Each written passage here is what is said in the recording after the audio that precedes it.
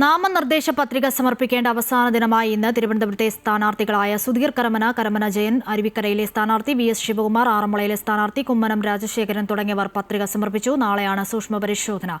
26-ാം തീയതി വരെ പത്രിക പിൻവലിക്കാം. ഇനി 17 ദിവസം മാത്രമാണ് തെരഞ്ഞെടുപ്പിന് ബാക്കിയുള്ളത്. നിയമസഭാ തെരഞ്ഞെടുപ്പിനുള്ള നാമനിർദ്ദേശ പത്രിക സമർപ്പിക്കുന്നതിനുള്ള അവസാന ദിവസമായി ഇന്ന് നിരവധി സ്ഥാനാർത്ഥികളാണ് പത്രിക സമർപ്പിച്ചത്. ഇന്ന് വൈകുന്നേരം 3 മണിയോടെ പത്രിക സമർപ്പിക്കുന്നതിനുള്ള സമയം അവസാനിച്ചു.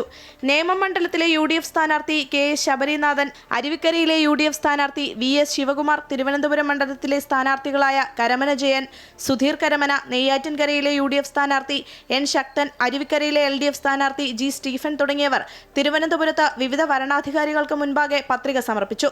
കൊല്ലത്ത് LDF സ്ഥാനാർത്ഥി S ജയമോഹൻ, വരണാധികാരി ചീഫ് അഗ്രികൾച്ചറൽ ഓഫീസർ ഡീന എബ്രഹാമിനാണ് പത്രിക സമർപ്പിച്ചത്. ഇരവിപുരം മണ്ഡലത്തിലെ സ്ഥാനാർത്ഥിയും MLAയുമായ M നൌഷാദ്, കുണ്ടറ മണ്ഡലത്തിലെ LDF സ്ഥാനാർത്ഥി SL സജികുമാർ, കൊട്ടാരക്കര നിയോജക മണ്ഡലം NDA സ്ഥാനാർത്ഥി R രശ്മി എന്നിവരും ഇന്ന് നാമനിർദ്ദേശ പത്രിക സമർപ്പിച്ചു. പത്തനംതിട്ട ജില്ലയിലെ NDAയുടെ ആറന്മുള മണ്ഡലത്തിലെ സ്ഥാനാർത്ഥി കുമ്മനം രാജശേഖരൻ, അടൂരിൽ പന്തളം പ്രതാപൻ, റാന്നിയിൽ തോമസ് K സാമുവൽ, കോന്നിയിൽ TP സുന്ദരേശൻ എന്നിവരാണ് നാമനിർദ്ദേശ പത്രിക സമർപ്പിച്ചത്.